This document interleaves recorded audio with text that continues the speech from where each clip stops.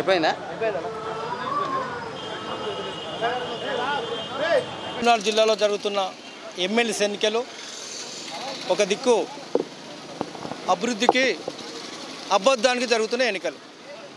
స్పష్టంగా తెలంగాణ ఉద్యమం వచ్చిన తర్వాత, రాష్ట్రం సాధించుకున్న తర్వాత మొన్ననే మరి సాధారణ ఎన్నికలు జరిగినాయి. సాధారణ ఎన్నికల్లో 1 పాయింట్తో ఓడిపోవడం జరిగింది.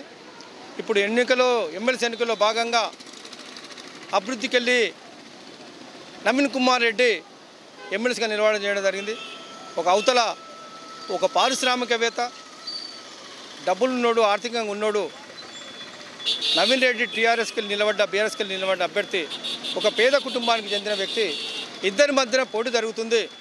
స్పష్టంగా తెలంగాణ ఉద్యమాలు చేసిన వాళ్ళు ఎవరైతే ఉందో ఎంపీటీసీలు కానీ, జెడ్పీటీసీలు కానీ, ఎంపీపీలు కానీ, మున్సిపల్ కౌన్సిలర్ కానీ ఇలా స్పష్టంగా మేము మొన్న ఓడిపోయి బాధపడుతున్నాం.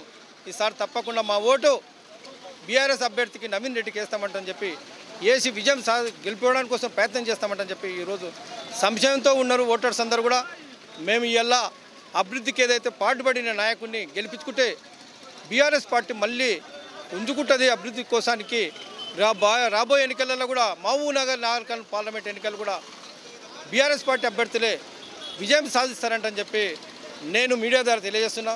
వాస్తవంగా నవీన్ రెడ్డి అత్యధిక మెజార్టీతో ఈ జిల్లాలో విజయం సాధిస్తుండో ఈ తెలంగాణ రాష్ట్రంలో ఈ విజయంతో బీఆర్ఎస్ పార్టీకి మళ్ళొక్కసారి ముందుకోవడానికి కోసం అవకాశం ఉంది. కాబట్టి ఓటర్ మార్షాలకు పత్రికా విలేకరంగా ఏంటంటే బీఆర్ఎస్ ఆదరించడానికి కోసానికి ఓటర్స్ అందరూ సిద్ధంగా ఉన్నారని చెప్పి మీడియా ద్వారా తెలియజేస్తారు.